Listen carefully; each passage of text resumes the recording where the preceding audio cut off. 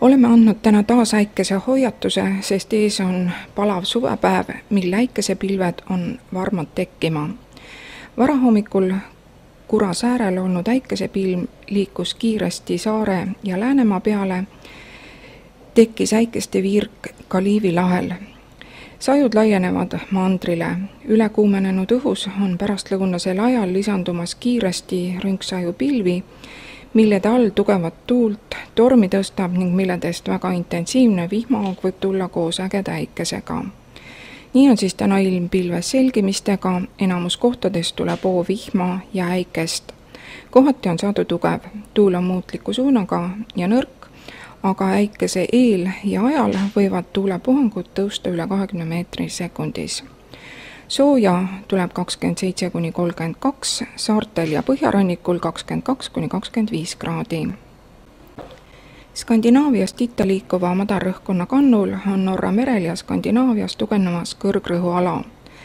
Märgatavalt jahedam õhk liigub täna Skandinaavia ja Soome kohalt itta ning õhtuks jõuab jahedam õhupiir Eesti põhjarannikule, nihkudes homseks Mandri-Eesti kohale.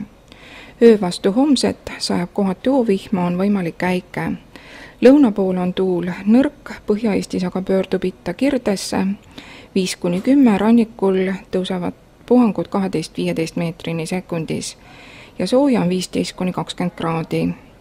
Homme päeval on Põhja-Eestis ilm vähese või vahelduva pilvisusega, Lõuna-Eestis on aga pilvisem ja sajab ka vihma, võib olla äikest. Puhupidaja kirdetuul 5–10, rannikualadel puhangud 12–15 meetrit sekundis.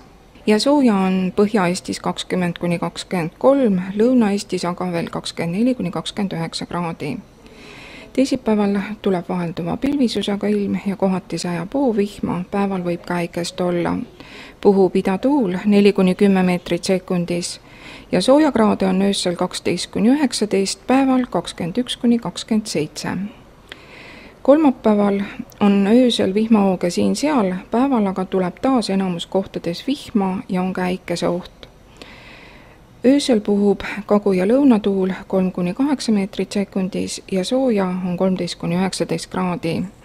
Päeval puhub aga lõuna- ja edelatuul 4–9 meetrit sekundis, äikese ajal võib olla tugevamaid tuuleiile ja sooja on 22–28 kraadi. Vihmahooge on rohkesti ka neljapäeval ja nädala lõpuski on vihmahood kord siin, kord seal. Nädala esimese poolega võrreldes on aga ilm nädala lõpupoole jahedam.